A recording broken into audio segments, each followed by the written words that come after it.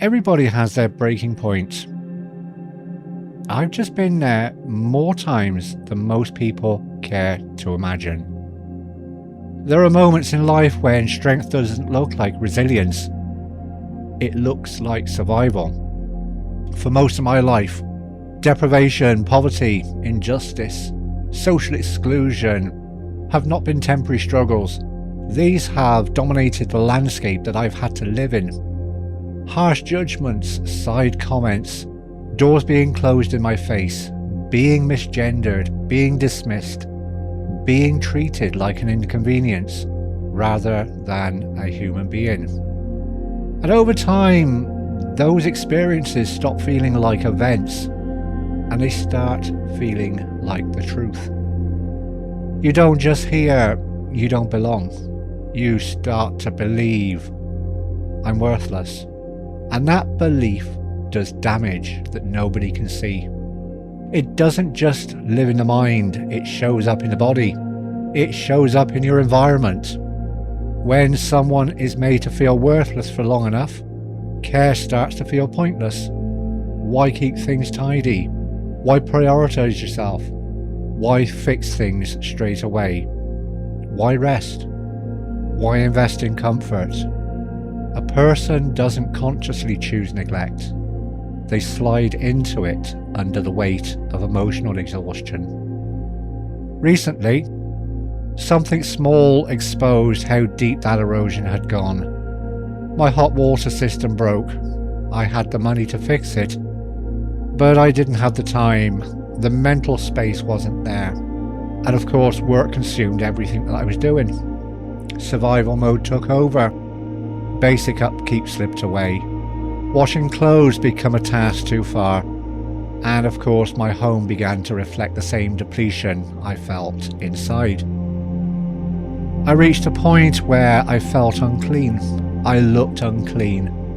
And I believed I was unclean. But this wasn't laziness. It was collapse. Then came that moment where everything converged. The weight of life, exhaustion, misgendering, constant pressure, and years of internalized judgment met at once. Not a dramatic breakdown, just a quiet realization. I had reached another rock bottom. And here's what rock bottom really is. It's not failure. It's that moment of clarity.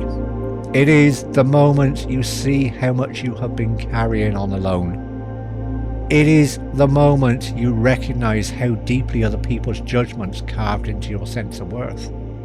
It is the moment that you see neglect was never your nature. It was a symptom of survival fatigue. Now, for the first time, I'm standing at a turning point, looking from a different perspective. Not a fantasy reset, a deliberate clearing. The physical wreckage, the clutter, the backlog, the things that piled up when I had nothing left to give.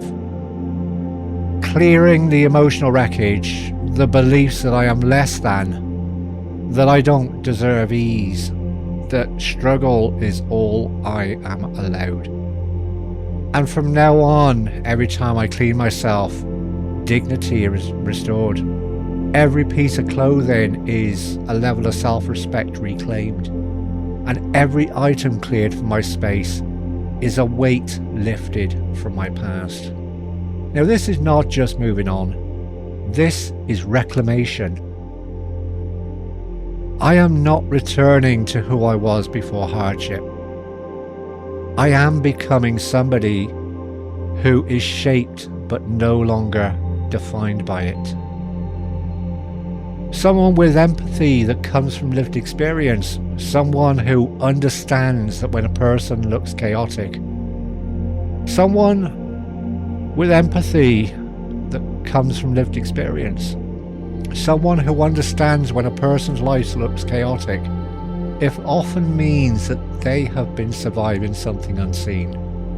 Someone who knows that dignity is built in small daily acts, not grand transformations. Someone who can always draw on that lived experience. This moment of clearing, rebuilding, and choosing self-worth is where the lesser journey of the road travelled truly begins.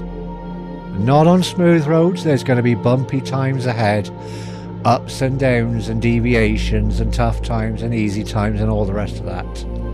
I'm not delusional about that. But in the decision to rise from the lowest point with understanding, compassion, and a new foundation in which I truly deserve to build myself.